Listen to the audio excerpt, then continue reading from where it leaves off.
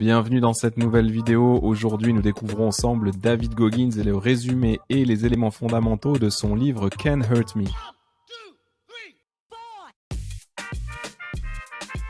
Bienvenue sur Lightstone Studio, mon nom est Yuva Dassi et sur cette chaîne, nous sélectionnons et analysons pour vous le top des auteurs, influenceurs et entrepreneurs d'hier et d'aujourd'hui. David Goggins est une personne impressionnante. C'est le seul à avoir réussi non seulement l'entraînement des Navy Seals, mais aussi l'école des Rangers de l'armée américaine et la préparation et les examens des contrôleurs aériens nommés Air Control Training. Il a accompli plusieurs exploits atypiques comme avoir couru 330 km sans s'arrêter ou avoir battu le record mondial du plus grand nombre de tractions en 24 heures avec 4030 tractions. Ce n'est que la partie visible de l'iceberg, il n'est en effet pas une personne ordinaire. Ce qui rend ses accomplissements encore plus significatifs, c'est qu'il a grandi dans un environnement compliqué. Il a été victime de violences, de racisme constant et de harcèlement. Au lieu de s'enfermer, il a utilisé sa souffrance comme un tremplin pour atteindre d'incroyables objectifs. Passons en revue ensemble quelques éléments essentiels du livre de David Goggins, Can't Hurt Me. La leçon numéro 1, c'est de faire face à votre mauvaise main.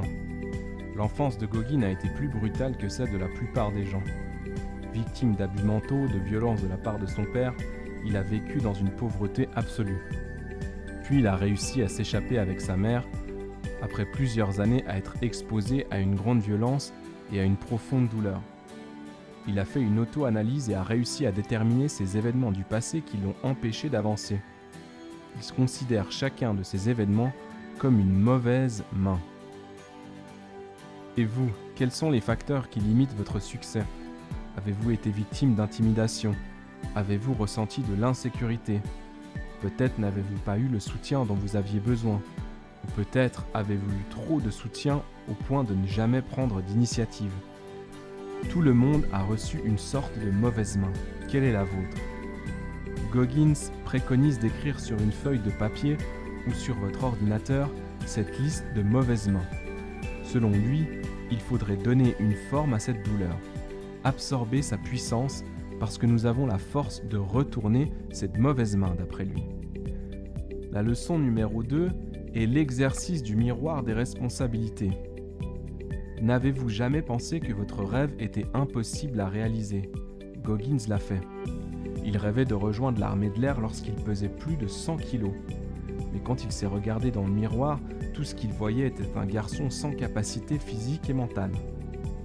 Mais encore une fois, au lieu d'accepter sa condition, il a décidé d'utiliser le miroir comme un moyen de se tenir responsable. Chaque soir, il écrivait son objectif du lendemain sur une note autocollante et la plaçait sur son miroir. Le jour suivant, il s'efforçait d'atteindre ses objectifs. Il est primordial, selon Goggins, de faire face à ces réalités. Prenez peut-être des post-it et écrivez ce que vous voyez dans le miroir. Quels sont vos objectifs? Quelles sont vos limites? Soyez 100% honnête, quel que soit votre objectif, nous dit Goggins. Vous devez être conscient et responsable des petites étapes à franchir pour y parvenir. La leçon numéro 3 est de visualiser votre succès. Dans le cadre de l'entraînement des SEALs, les recrues doivent courir environ 100 km par semaine, ce qui est extrêmement astreignant.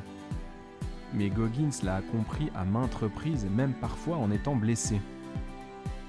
Pour accomplir son objectif, il a toujours commencé à visualiser tous les défis qu'il aurait à relever, la natation, la pagaie et l'ensemble du parcours. Puis il a visualisé son succès et ce qu'il ressentait s'il arrivait à la fin en vainqueur. Il ressentait toujours de la douleur et le parcours restait compliqué, mais visualiser l'image de ce que serait la réussite lui donnait l'énergie pour réussir.